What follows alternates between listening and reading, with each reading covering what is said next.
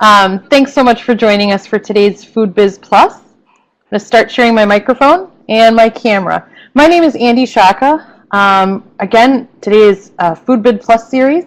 My role is the curriculum and program designer for the Food Business School. And if this is your first FoodBiz Plus, FoodBiz Plus are monthly conversations with food industry innovators and FBS faculty as we explore the latest opportunities and the threats facing the food business. We're happy to have you here with us today. A little bit about the Food Business School.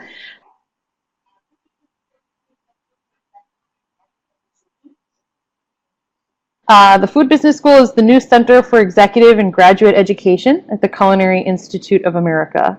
And the mission of the Food Business School is to enable and empower our students to design, deliver, and lead transformative innovations that address the world's most pressing food systems challenges and provide for its greatest business opportunities. Today's session in FoodBiz Plus is focused on ethical leadership. And at this time, I would ask our special guest, Dr. Robert Johnson, to share his camera. Great to see you as well. Hi, Bob. So good to see you. Dr. Johnson is affectionately known by students at the CIA as Dr. J. Today we're going to call him by his name Bob. So Bob, thank you. Dr. Johnson is the professor of history, liberal arts, and applied food studies at the Culinary Institute of America in Hyde Park. And he's actually joining us from the Hyde Park campus today. So thanks so much for being here, Bob. I was wondering if you could start us off today by just telling us a little bit about yourself, about your background, and actually how you came to teaching for the CIA, because it's a really interesting story. For participating in this afternoon's webinar. As Andy said, my name is Bob Johnson. I'm a full-time professor here at the Culinary Institute of America. I've been here for a little over 12 years as a member of the full-time faculty. Prior to teaching at the Culinary Institute of America, I practiced law in New York City for a little over 20 years. During that 20-year period of time, I also taught as an adjunct faculty member at Hunter College. I taught primarily in the communications department, teaching courses on public speaking and argumentation and debate. As I began my teaching career, I realized that my true purpose, and certainly that's one of the things that we hope people will discover in the ethical leadership class, is their true purpose. My true purpose was education. And I realized that in order to fulfill my purpose, I needed to go back to school. So I went back to school. I enrolled in a Ph.D. program at the City University of New York's Graduate Center, where I studied United States history under renowned historians such as Arthur Schlesinger Jr., who served as a special assistant to President Kennedy, and John Patrick Diggins, who was my dissertation advisor. My dissertation topic was Abraham Lincoln, the lawyer, and the title of my dissertation was Trial by Fire, Abraham Lincoln and the Law. And it was a great opportunity for me to combine my passion for the law with my passion for United States history around somebody who I think most people would agree was one of our nation's most effective leaders. And it was through my study of Lincoln's legal career that I really began to focus on his leadership qualities. And these are the qualities that I offer my students here at the Culinary Institute of America in the Leadership and Ethics class. Surprising to me was the students really loved learning about Abraham Lincoln. So it was great to see that our students' interests lie well beyond food. And I think Lincoln encapsulated many of the things we look for in an effective leader. Somebody who has integrity, somebody who's honest. Abraham Lincoln, the old cliche, honest Abe, is actually true. That for somebody who was a practicing attorney for 22 years and for somebody who was also a politician, sadly, two professions that we don't look to today for ethics, Lincoln was as honest as the day was long. On both sides of the aisle, as we would say today, people certified for Lincoln's ability to be a man of his word. So integrity is that important character trait. He was also a good communicator. If you've read any of Lincoln's writings, such as his second inaugural address, which he wrote himself, the Gettysburg Address, the House Divided speech, his ability to communicate was very, very effective. But more than just through his writing and his spoken word, he was a good listener. And I think that's one of the traits we look for in ethical leadership. I think people have a need to be heard. While we think that we may not always get our way, I think it's fair to say that at minimum, we should always at least be listened to.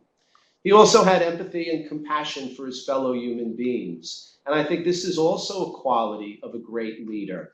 And these qualities, I think, transcend disciplinary boundaries. These are qualities that will not only serve somebody in the political arena, the legal arena, but will also serve today's food leadership leaders as well.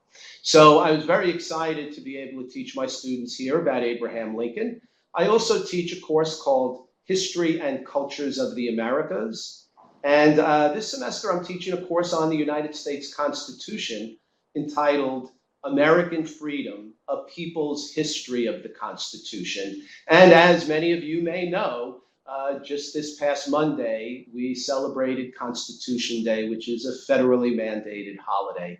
And we had a great turnout for our forum this week on civic engagement, free speech, and it was quite lively, quite interesting. And it's great to see that our students here, I believe, will not only go on to be great chefs, but will also take their role as citizens seriously as well. So that's a little bit about me. I want to get on to today's proceedings. And again, I thank you all very much. And Andy, it's always great to see you. We missed you in Hyde Park. Thanks, Bob.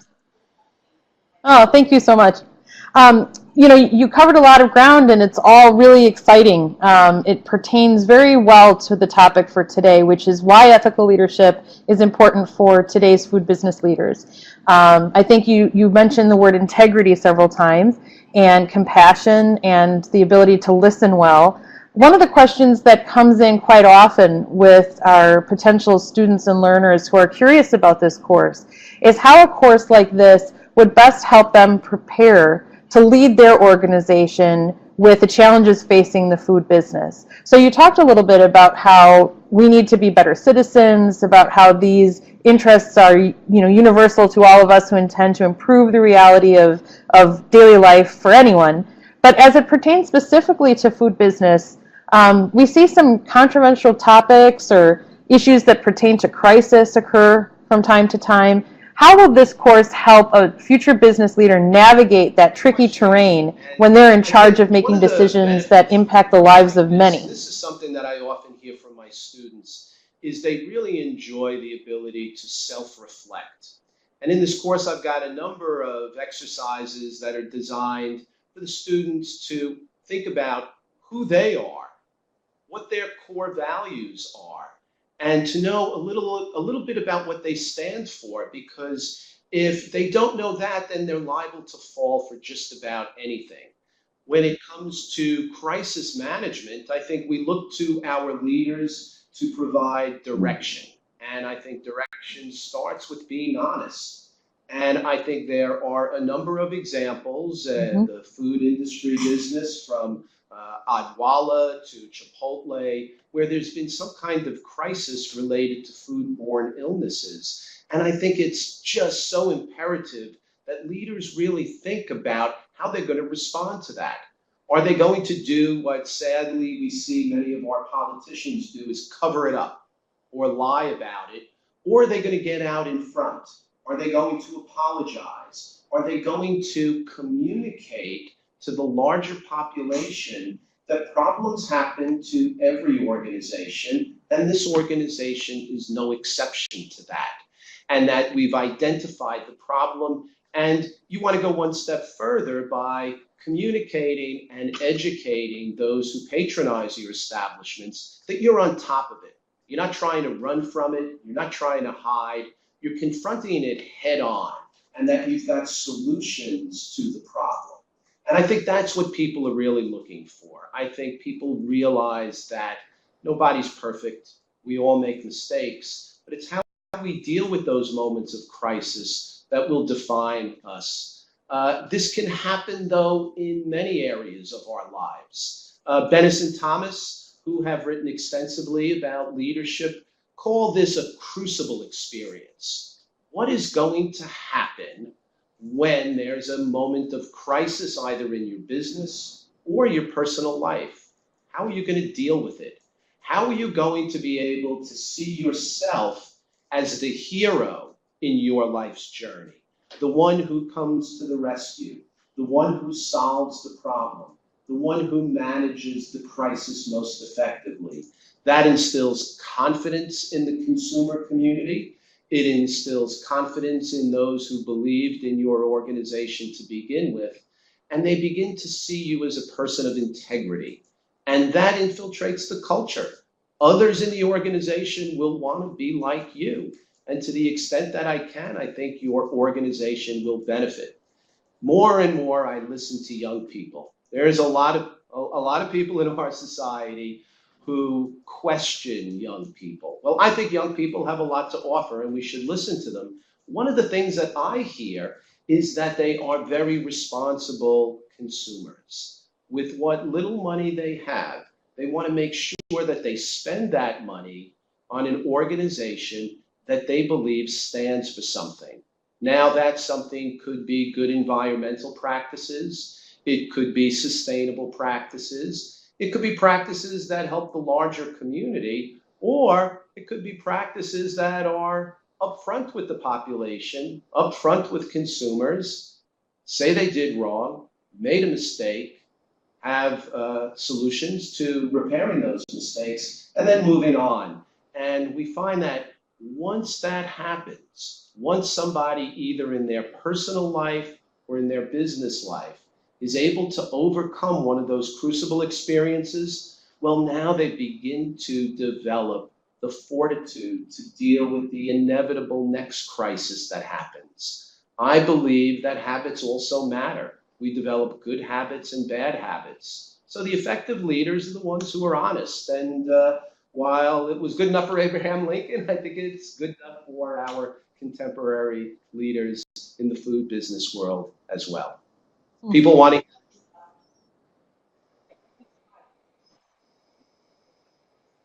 Thank you, Bob. Thank you so much. You know, you mentioned the different ways in which people want to make an impact, and that brings me back to the conversation that we often have in business school environments about that triple bottom line, right? We're talking about social success and social accountability, environmental or ecological accountability and integrity, and then, of course, financial success. Businesses want to be profitable. So a question that came in that I thought might be interesting to spend a moment on is, you know, can you be ethical and still be profit driven? How do you balance those decisions?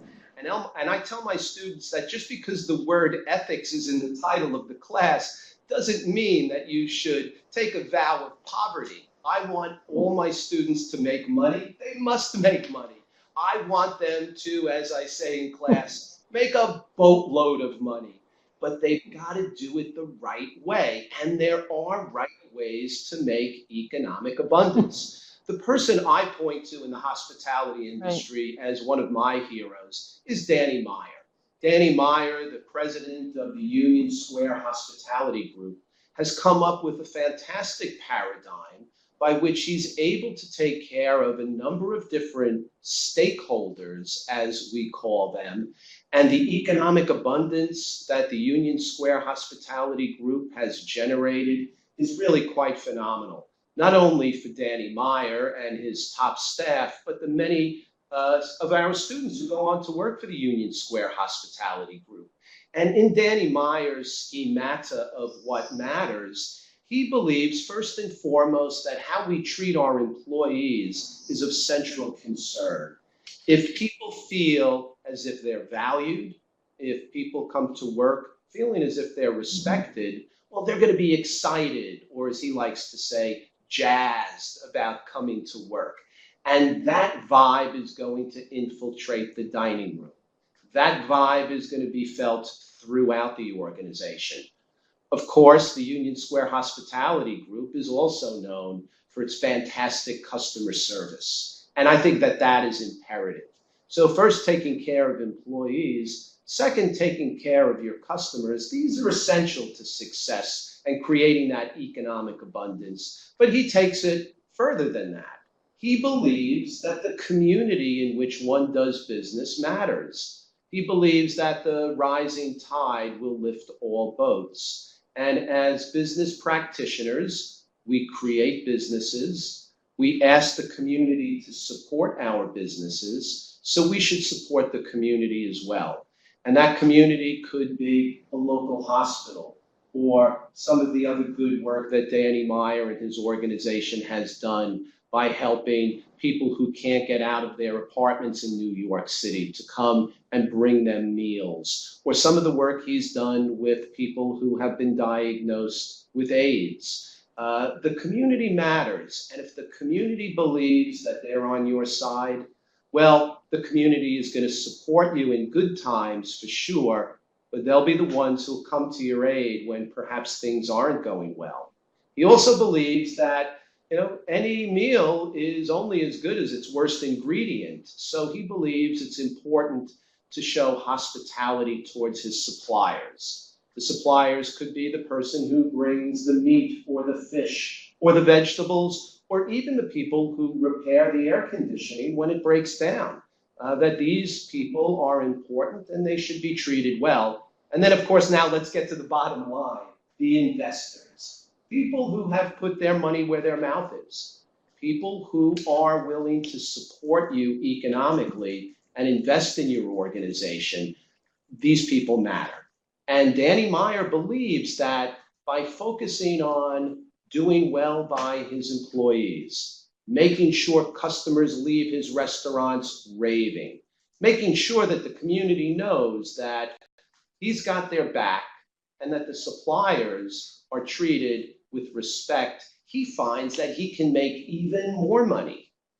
While he'll admit that if all you care about is the bottom line, maybe you can make a speedy hit economically, but the restaurants that have been the test of time, those that endure, those are the ones that really benefit over the long term. And that's what he's looking for, is long-term success. And that's what I suggest to my students. You're in this for the long haul. You're in this to create a successful business so that you can support your families, so you can buy your family a nice home to live in, so you can educate your children, so you can take them on vacations and show them the cultural life of the rest of the world. So while the word ethics is in there, I believe that you can make a lot of money, but you can make it the right way. Howard Schultz is another example of this. Somebody who provides health insurance benefits for his employees who work as little as 20 hours a week. Now, a lot of people wonder why. Well, what many people don't know is that Howard Schultz had it pretty tough as a kid. His father was injured on the job, lost his health insurance, and his family was ruined as a result of it. So when Howard Schultz opened his business, he said, "You're never supposed to say never," but he said never. We will never compromise on this benefit. So leaders are also people who remember where they came from, who understand the challenges that everyday people have to endure on an everyday basis. I think this is something Abraham Lincoln also learned through his law practice. So that's how I would answer that question about that triple bottom line.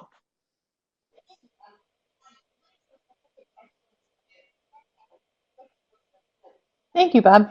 We're getting some specific questions about subtopics, and I'm going to get to those in a bit. I just was struck by something that you said, and whether we're talking about Howard Schultz or Danny Meyer or Abraham Lincoln, you're mentioning, characters who have clearly shown their leadership in the way that you're defining and, an ethical approach to leadership. There's arguments as to whether or not leaders are born or made. When you talk about that crucible moment, it seems to be a good opportunity to sort of test that. Where do you fall on that theory? And I guess the second part to that question is, how do we learn best from other leaders if we're observing what they've done in order to influence our own decision-making process? I believe that it's possible to develop the skill set that's necessary to become an effective leader. If we look at those who perhaps readily most come to mind, the Lincolns, the Gandhis, the Kings, these are people who, when we look into their background, leadership was anything but predetermined, that they worked very, very hard. They developed the capacity to put themselves in other people's shoes. They looked for models, role models for success. That's why King was so inspired by the success that Mohandas Gandhi had in India, and he used that as a model to achieve success in the civil rights arena. The other thing about leadership that I think is really important to understand is when we hear that word, we think of Lincoln, Gandhi, King, and we say to ourselves, how could I ever be like that? How could I lead a movement towards independence? How can I lead a civil rights movement?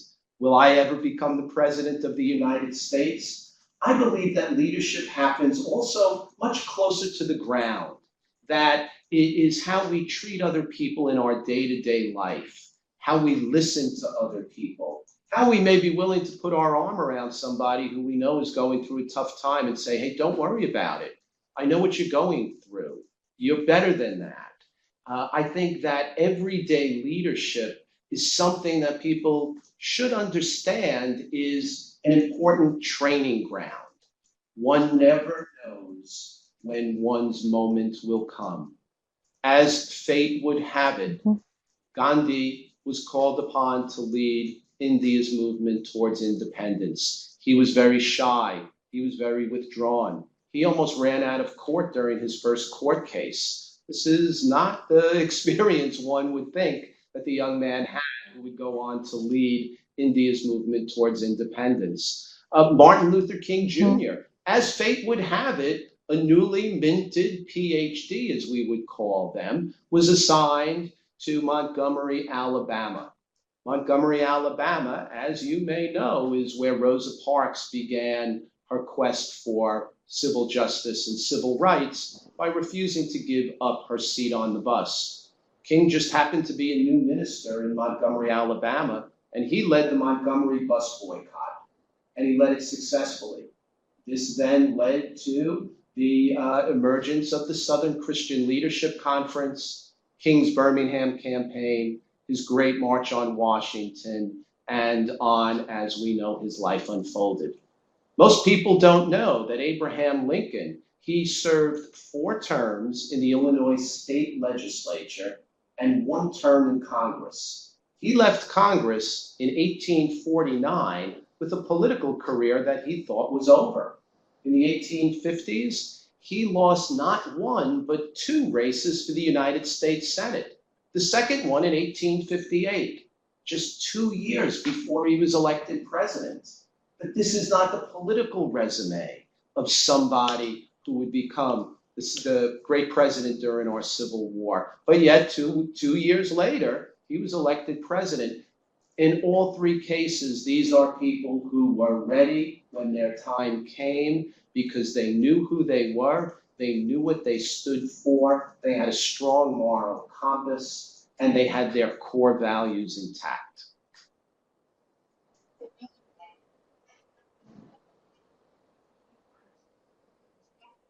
Thank you, Bob.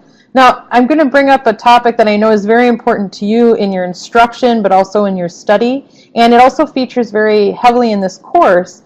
We've talked about some really great men, and let's talk a little bit about women in leadership. And I know you've made a decision to include an entire module dedicated to women leaders and the unique lessons that we can learn from examining that field of study. So tell us about why that's important to you and why we should consider women in leadership as a module and a study area worth its own sort of dedicated focus. And I think sadly, during much of our nation's history, and this is something I learned in my Ph.D. program, women have been silenced. They've been marginalized. They've been told what they can do and more often what they can't do. And I think this is a great tragedy. It always really just blows my mind that women don't get the right to vote until the 20th century. I was very fortunate in having to be able to work for a federal judge. Now, as you may know, the federal bench is appointed for life with the consent of the United States Senate. And I worked for Judge Lowe, who is a United States District Court judge in the Southern District of New York, appointed by Jimmy Carter and confirmed by the United States Senate. And when I worked for Judge Lowe that summer, all my friends, men and women, would ask me, well, what is he like? I would smile. I would say, well, his name is Mary. Eventually, the ball would drop and they would realize that I was working for a woman. And in many people's mind's eye, when they think of a federal judge, they think of a man, not a woman. And I think that's just wrong. I have a son who I want to grow up in a world where he thinks the sky is the limit, but I have a daughter too, and I want her to grow up in that same world. The recent book by Sheryl Sandberg, Lean In, really made quite an impact and generated a real important debate. I think her recent comment that men have been ruling things for quite some time and haven't done such a great job.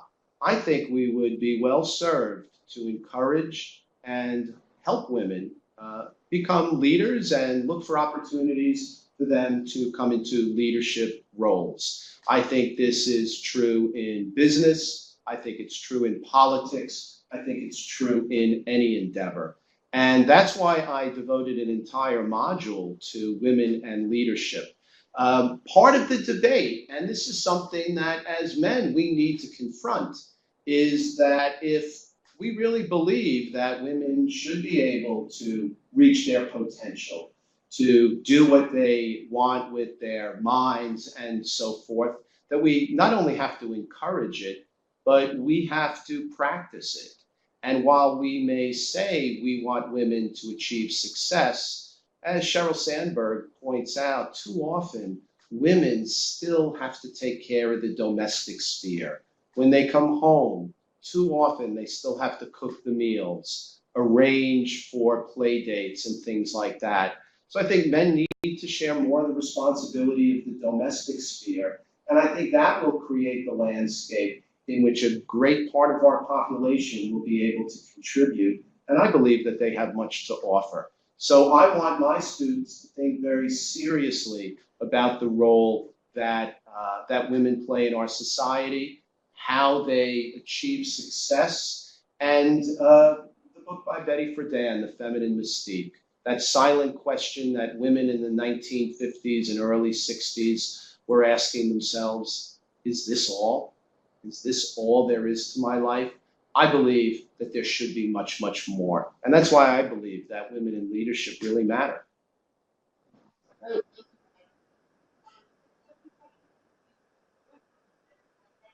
Great, thank you, Bob. We've got a few questions coming in from the viewers, and I have one here that someone sent in a little earlier. Your answer to the question on women in leadership really underscores the personal and the fact that leadership is a personal choice. It's present in our homes. It's present in our interpersonal relationships. So it should be present in our business relationships if we're really following through. When you think about good leadership in the food industry, and this is coming in from one of our viewers, she's saying it seems to be a fairly new conversation, a conversation that we're only having within the last 20 years or so. And why is it that we lag behind if we have these great historical examples throughout time, from antiquity to the present, of what leadership is about and what makes for a good leader and what ethics are about? Why is this a new conversation in the food industry, do you think? If we look at the scholarship that has been written in the last 20, 25 years, we see this field of leadership really coming into its own. 25, 30 years ago, as part of a college curriculum, you might not find a course on leadership. People might not think it was worthy of scholarly attention. And over the last generation, we've seen scholars really focus on it. There's a professor at the Kennedy School of Government at Harvard, David Gergen, who's one of the leaders here.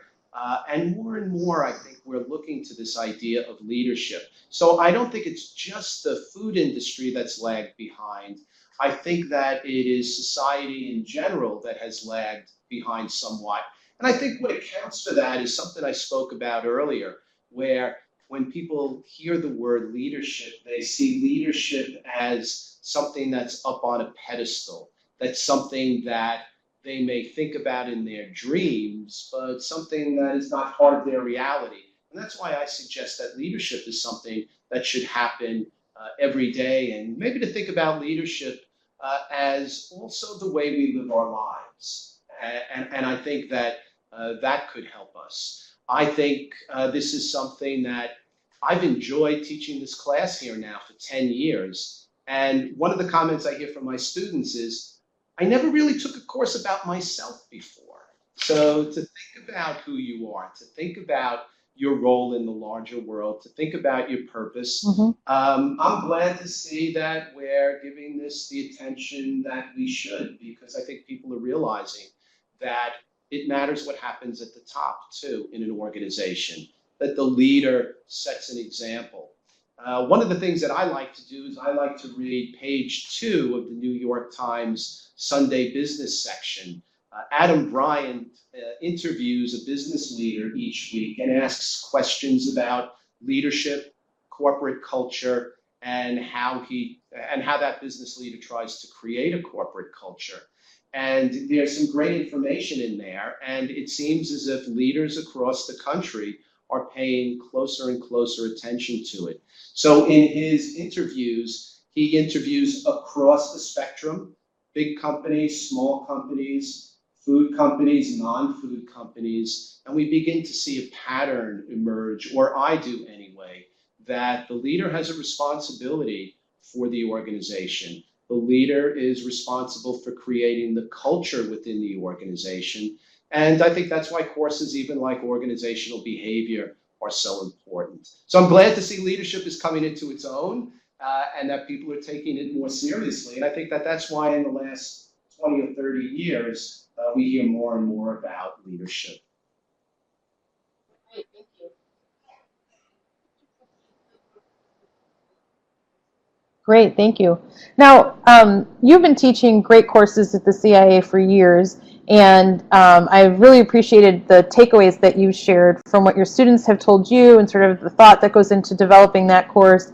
This course is, of course, part of the graduate offering for the CIA, and it's a newly envisioned course. Can you talk a little bit about sort of what a graduate learner might take away from this course as they sort of, wrap up and finish their capstone activity in the course? What are you hoping that they'll be able to walk away from, whether it's a mindset change, a skill set change, or, a unique addition to their tool set as they kind of go further in their studies? It's a mindset change that by studying the lives of other people, success leaves clues. And that through the study of other leaders, we can begin to develop the ideas and the mindset that's necessary for us to lead. And while we might not become president of the United States or lead a civil rights movement, if these are people who we admire, if these are people who we believe stand for something, in those moments of crisis that we will face as practitioners,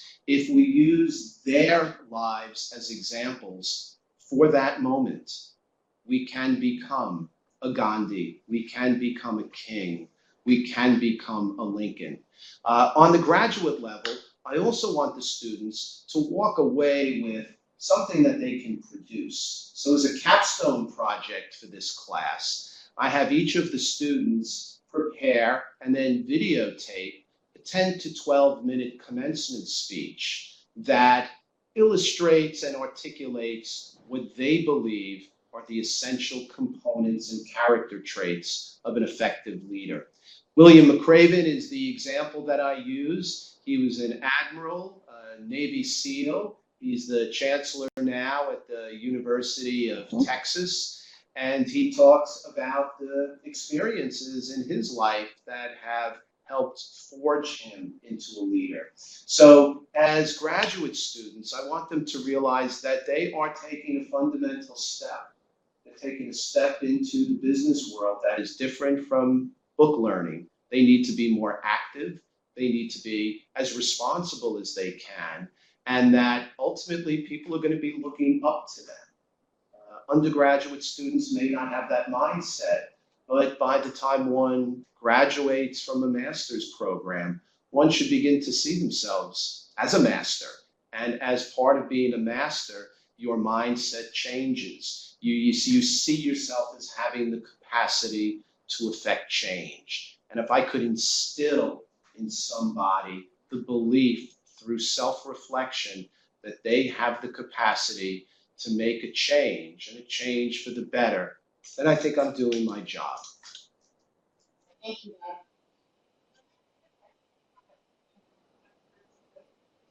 Thank you, Bob. Now I have another question that came in from one of our viewers today, and it touches on a bigger issue when you're talking about, the leader is the person who makes the decisions for the entire organization.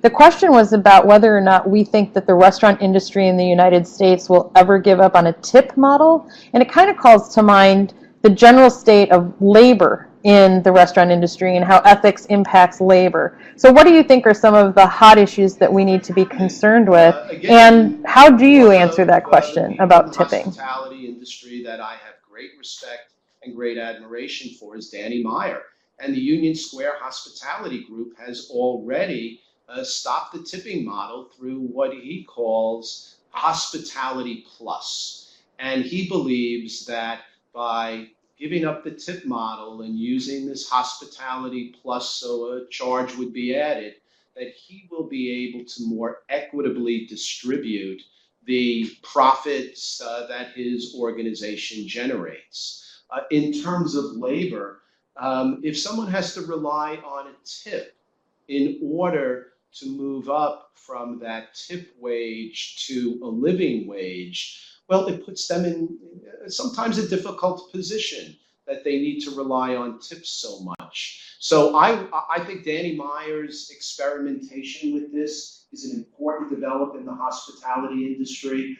I think as a leader, this is something we should be moving towards because I think that this will create a fairer landscape for the labor system that we find around the hospitality industry. I think right now it's too early to tell whether or not it's going to be successful because he's just begun to introduce this into his organization. But time will tell, and if Danny Meyer thinks it's a good idea, again, my gut says to go with Danny on this one, and to at least give it a chance to see whether or not it will have some success. Right, thank you. Great, thank you. We have another question that's pretty specific. It's connected to the idea of real estate as an expense for a business owner and saying it's often one of the biggest expenses. But the question really here is about ethics. They're saying, how do we create partnerships with developers? You could substitute supply chain managers, you could substitute, purveyors of anything it is that you need. But how do we create partnerships that benefit everyone? And how do we do that from an ethical perspective? Are there guiding principles? What should we be thinking about when we're entering into those negotiations? And I would also use education. I mean, I am an educator, and I believe that by educating the people you're negotiating with, and in this case, let's say it's a real estate interest, I think by having them hopefully change their mindset from one where they're looking at this as an opportunity to just bleed you dry with the most rent they could possibly charge, to one where they see this as a long-term endeavor and that they can benefit over the long term by treating somebody who's just trying to get started in business a little more generously. I think that there are more and more people who are beginning to think like this. In terms of negotiation, I think the Harvard Negotiation Project probably offers the best model for this. It's called interest-based negotiation. It is negotiation that is based on creating what they call at Harvard win-win solutions to problems. They use a very, very simple illustration, but I think an effective one. Two sisters are arguing over an orange. One wants it, the other wants it. Ultimately, they can't agree, so what they decide to do is cut the orange in half. Seems like a fair solution on the outside. But if each party had asked the other, what do you hope to obtain from this orange? Perhaps a different outcome could have ensued. They would have found that the one sister wanted the inside. She was thirsty and hungry and really liked oranges. The other sister could care less about the inside. She wanted the outside of the orange because she wanted to use it, the rind, as zest as she was baking a cake. So in that situation, they could have gotten a full orange each. I think those kinds of negotiations have to start happening. They've worked in the international arena. I think they could work in a landlord-tenant situation as well by asking, what do you want out of this relationship? Maybe one side wants money, one side wants stability. Maybe the landlord for the next 10 years needs to rely on a certain income because they're going to use that to educate one of their children. You don't know the answers to these questions unless you at least ask. So I think by developing good listening skills and using what we call interest-based negotiation, that perhaps we can achieve a win-win situation where the landlord makes a fair amount of money on their real estate investment, but the price of the lease is not so much that it drives the restaurateur out of business, onto the verge of being out of business, or worse yet, to the verge of having to make very painful choices as to how they're going to conduct their business. And this is usually, unfortunately, where unethical behavior begins to happen. And when that happens, I think it's just a matter of time before the restaurant goes under. So as a restaurateur, I would look for real estate developers and real estate entrepreneurs who have the kind of mindset who might be looking to complement my business. Great, thank you. Great, thank you. You talk a lot about conversation and dialogue and respect and sort of developing a mutual purpose as part of the ethical process and the leadership process, making sure that we're approaching one another with integrity, that we're listening as much as we're speaking, that we're open to the ideas of others. We know that the food business tends to inspire a lot of polarized debate, whether it's that GMOs are good or bad, or, you know, in terms of treatment of humane slaughter or humane treatment of workers. What are some of the guiding principles that you think would really lead someone as they explore this topic, particularly if someone is considering taking this course? How would we inspire them to recognize that we're giving them the tools to solve myriad problems, not necessarily focusing in on just one of the many issues that confront us as we work to try to feed, 50 billion people in 2050 and that kind of thing? How are we creating a good foundation through the ability to offer this course? And one of our core values is respect for diversity. And we just had this discussion the other day.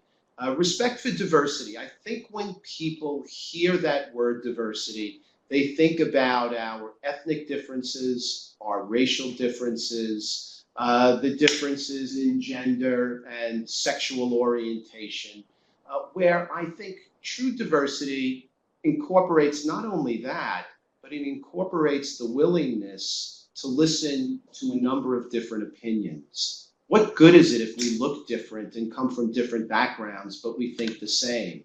We all don't look at the world the same.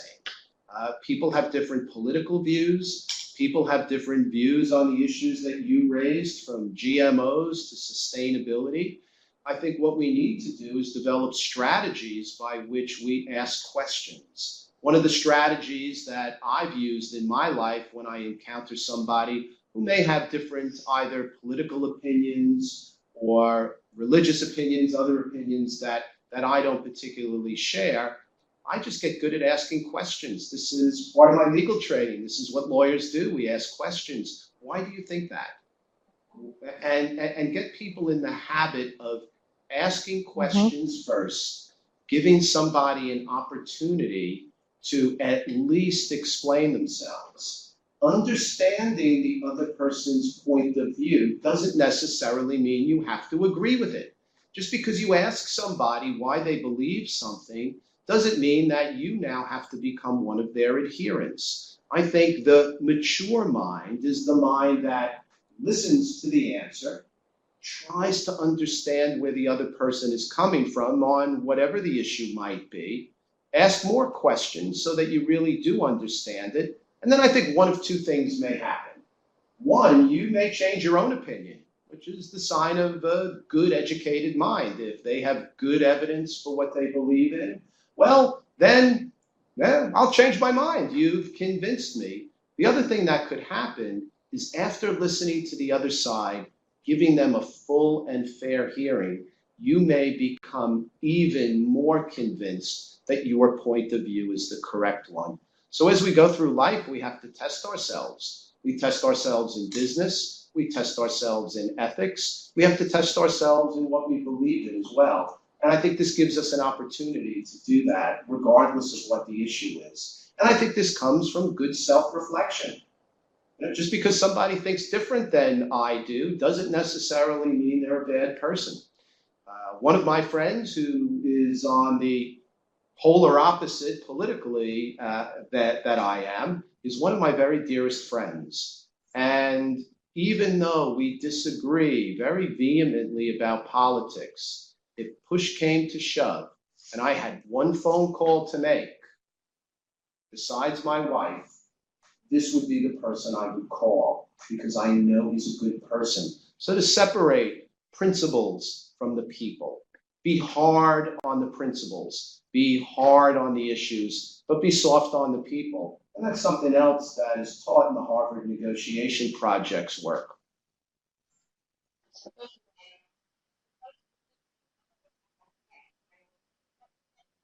Thank you, Bob. It's hard to believe, but our hour is almost up. So I'm going to let you have the last word. I just want to thank you for the conversation today. Thank our participants for some really great questions. Before we invite Kathy on to talk a little bit about upcoming programming, Bob, why don't you just tell us just sort of a final thought on this topic or the course or anything that you'd like to leave us with as we sort of move into this next opportunity to discuss the course and tell people a little bit more about how they can sign up. I thought I was just going to be a historian. And I started teaching history courses at the Culinary Institute of America. And then I had the opportunity to teach this course, Leadership and Ethics. And it has become one of the joys of my life. It has become a course that is so much fun to teach. I find great reward in watching my students grow, watching my students develop, watching my students begin to figure out who they are. Because I realize that these are the students that we're sending out into the hospitality industry. And I want to sow some good seeds. So in a course like this, as Socrates said, the unexamined life is not worth living. Here is a real fundamental way by which you can begin to examine your own life. In our busy life, we text, we tweet, and we seem to move at the speed of sound, where we get very, very few opportunities to really reflect upon who we are as human beings, who we are as individuals, and what we stand for. I believe a course like this gives us that opportunity. And I believe that businesses are created by human beings, and human beings begin, and they should begin, to accept responsibility for the things that they've created. So those are my final comments. I hope maybe to see some of you in ethical leadership in the food business. But if not, it's just been a great opportunity to talk to you about this important subject. And Andy, again, it's always great to see you. So everybody, thanks for listening. Most important, thanks for your questions because they really got me thinking. Great to see you too, Bob. Thank you. Great.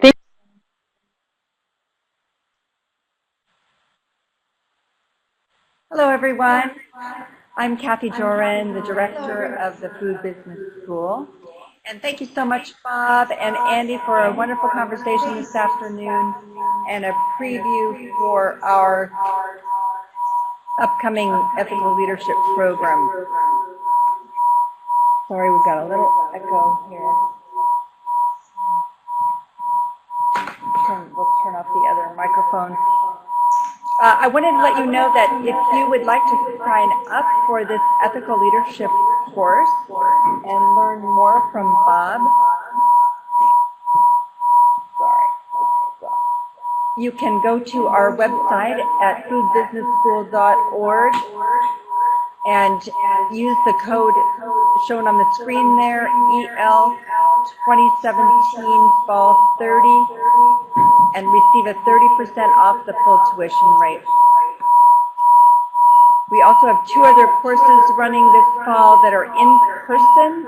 One which is Sustainable Supply Chains, and one is Concept to Shelf, both taught by long-term faculty at the Food Business School and experts in their field.